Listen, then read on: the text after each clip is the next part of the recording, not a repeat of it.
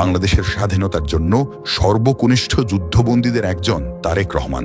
মাত্র 4 বছর বয়সে কারাগারে বন্দী হতে হয়েছিল তারেক রহমানকে। তার বাবা মেজর জিয়া দেশকে স্বাধীন করার জন্য চট্টগ্রাম থেকে শুরু করেছিলেন প্রতিরোধ আন্দোলন। সেই অপরাধে মায়ের সাথে তারেক রহমানকে বন্দী করেছিল পাকিস্তানিরা। বয়স 15 না হতেই বাবাকে হারান তিনি। তারেক রহমানের মতো দেশের খুব কম রাজনীতিবিদই এত শারীরিক ও মানসিক নির্যাতনের মধ্য দিয়ে গিয়েছেন।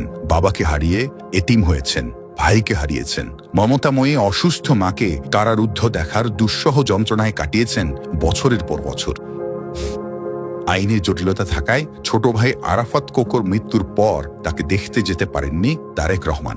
1/11-এর পর যে পরিমাণ অত্যাচার পোহাতে হয়েছে তারেক রহমানকে, তাতে তার জীবন নিয়েই শঙ্কায় পড়তে হয়।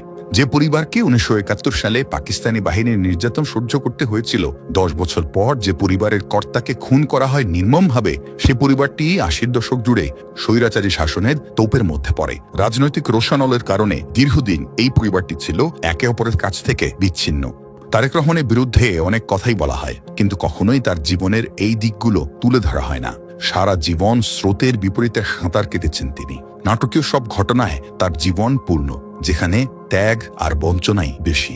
আমার সাথে অন্যায় হয়েছে, অবিচার হয়েছে, আমার পরিবারের সাথে হয়েছে, আমার বাবাকে হত্যা করা হয়েছে, আমার মায়ের সাথে অন্যায় করা হয়েছে, আমার ভাই মৃত্যুবরণ করেছে এই অত্যাচারের কারণে। এই সকল অন্যায়ের, অবিচার, অত্যাচারের জবাব দিতে চাই।